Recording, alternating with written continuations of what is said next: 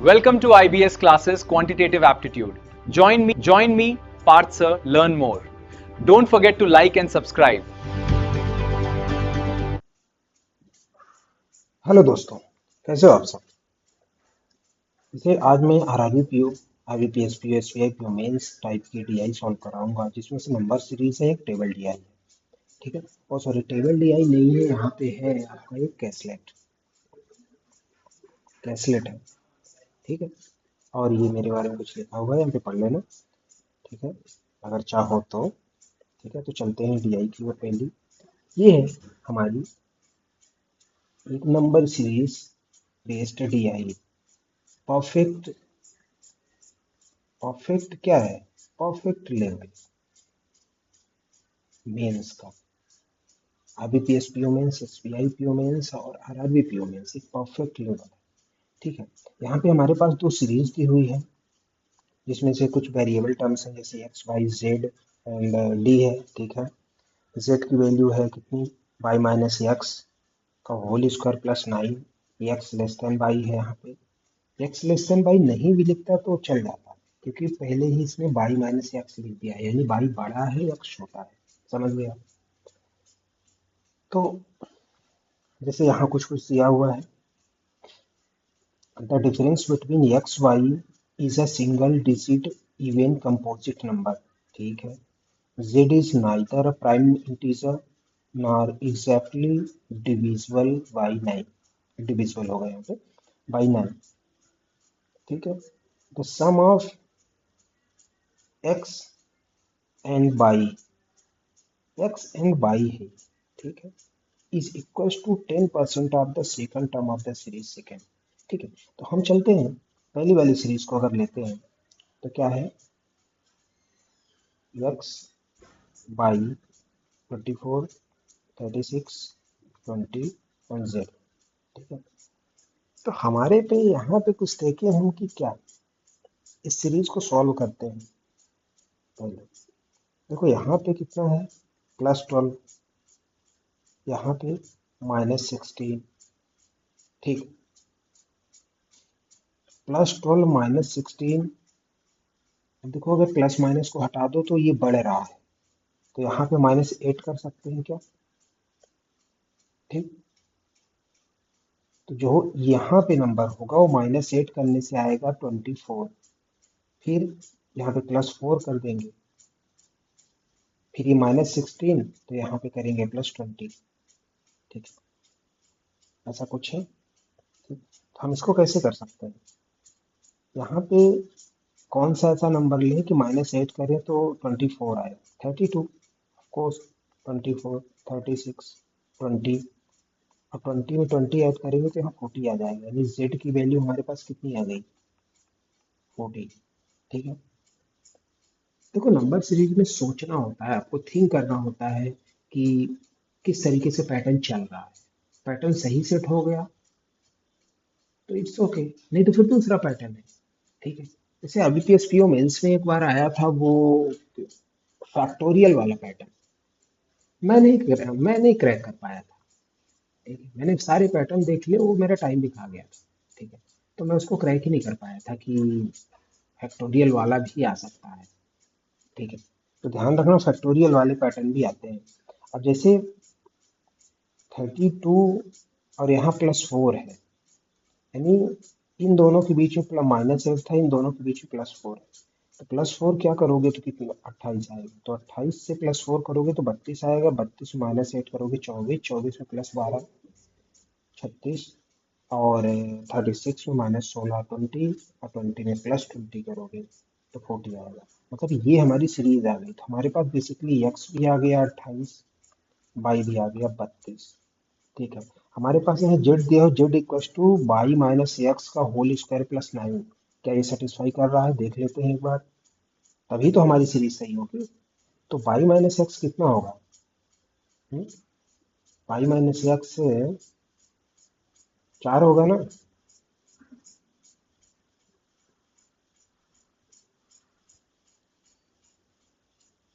नहीं सेटिस्फाई कर रहा है शायद, है ना?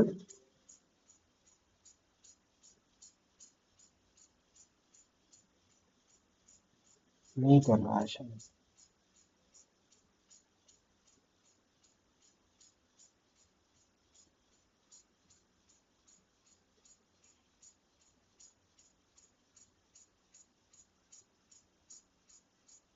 क्वेश्चन तो यही था ना, वाई माइनस एक्स का स्क्वायर।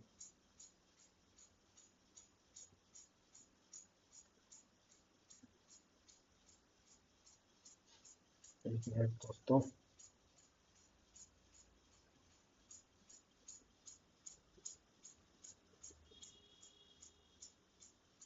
जेड की वैल्यू तो आनी चाहिए ना यार।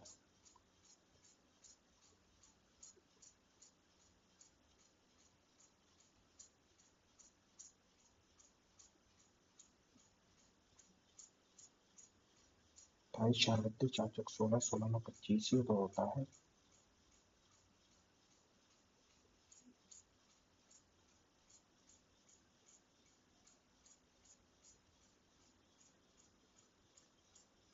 नो नो नो नो,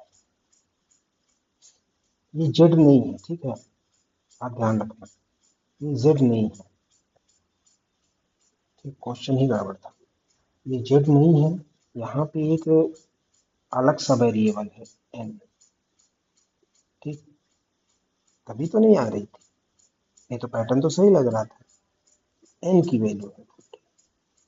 ठीक है, अब हम जेड यहाँ से निकालेंगे, तो जेड कितना हो जाएगा, ये 32 माइनस 28, चार, चार का स्क्वायर 16, 16 नौ 25, जेड 25 आ जाएगा।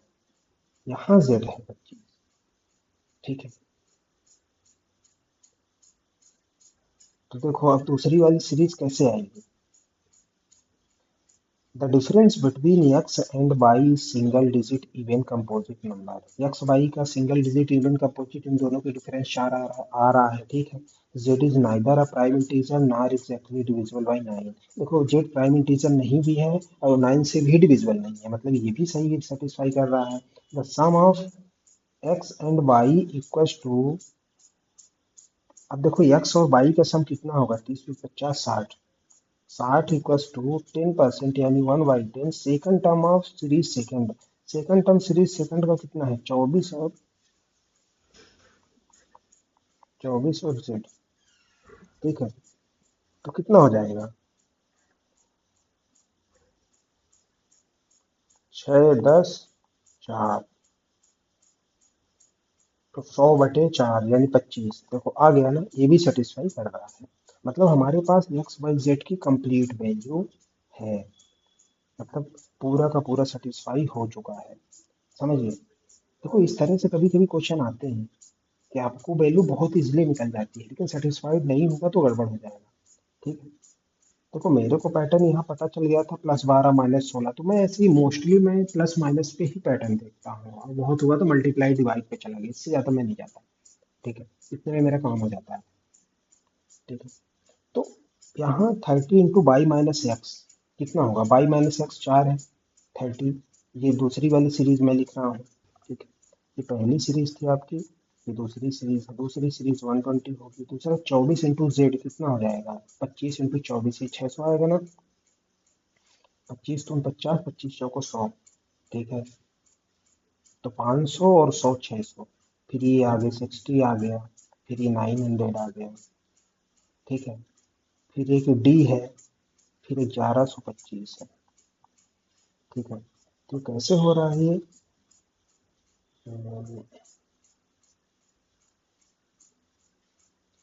देखो अगर 600 में 1.5 करोगे तो कितना आएगा, 120 में 5 का इंटू किया। ठीक, फिर 10 से डिवाइड किया, फिर 15 का इंटू किया, फिर 20 से डिवाइड करेंगे क्या, 20 से डिवाइड करोगे तो कितना आएगा, 45। तो 20 से डिवाइड करने के बाद फिर 25 का इंटू करो 45 पे, तो क्या आता है, 45 पे 25 का इंटू 100 हो जाएगा, और नहीं 1000 हो जाएगा, और 25 2525 आ रहा है ना, 1125, मतलब ये सही पैटर्न है।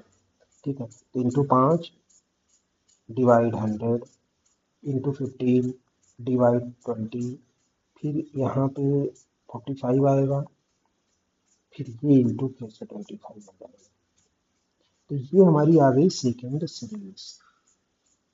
तो पहली सीरीज ये है, ब्रैकेट में डाल दो, सेकंड वाली सीरीज ये है।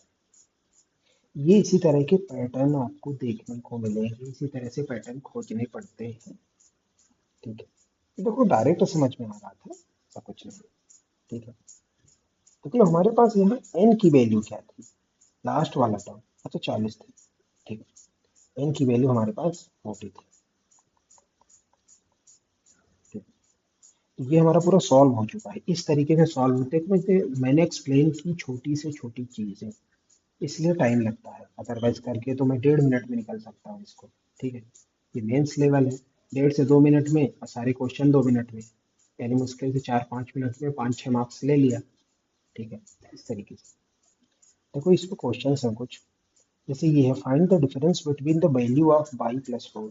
बाई की वैल्यू कितनी आई थी, 128 बाई 32 आया था, 32 प्लस 4 यानी 36, and missing of the series second series.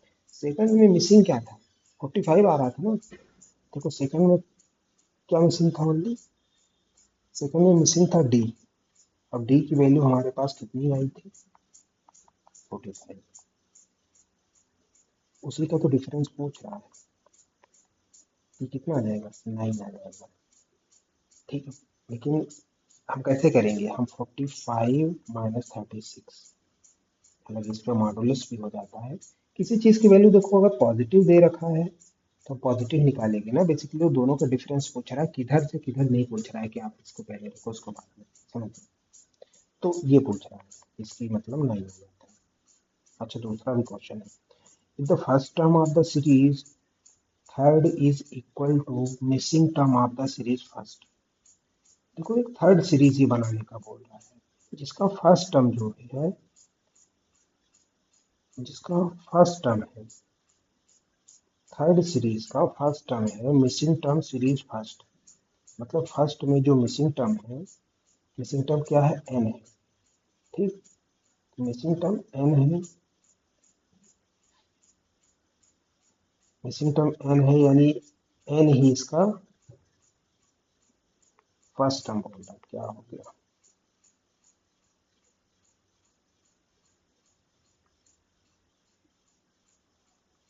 N मतलब 40। थर्ड टर्म, फर्स्ट टर्म में जो मिसिंग टर्म है, थर्ड टर्म में वो पहला टर्म है, ये बोलना चाह रहा। ठीक है, and series third follow the same pattern second. Second वाले सीरीज का सेम पैटर्न फॉलो कर रही है। तो सेकंड सीरीज में हमने पहले क्या किया था, देखो सेकंड सीरीज में पहले हमने इंटू 5 किया था, डिवाइड 10। तो सेकंड वाली सीरीज के पैटर्न फॉलो कर, इंटू 5 करेंगे, कितना आएगा, 200 आएगा। फिर डिवाइड 10 करेंगे, 20 आएगा।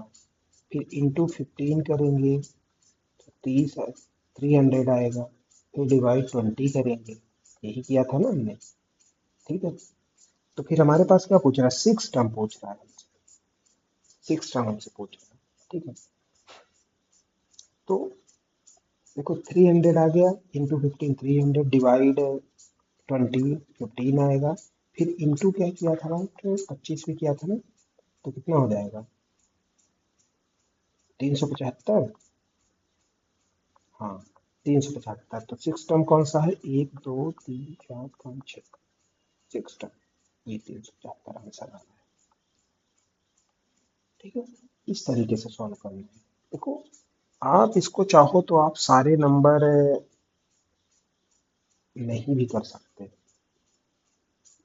कैसे, 5 इंटू 1/10 इंटू 15 इंटू 1/20 इंटू 25। ठीक है, 4 10 5 3 15 5 2 10, 75/8। हालांकि हटाओ इसको, और लंबी हो जाएगा, कंफ्यूजिंग।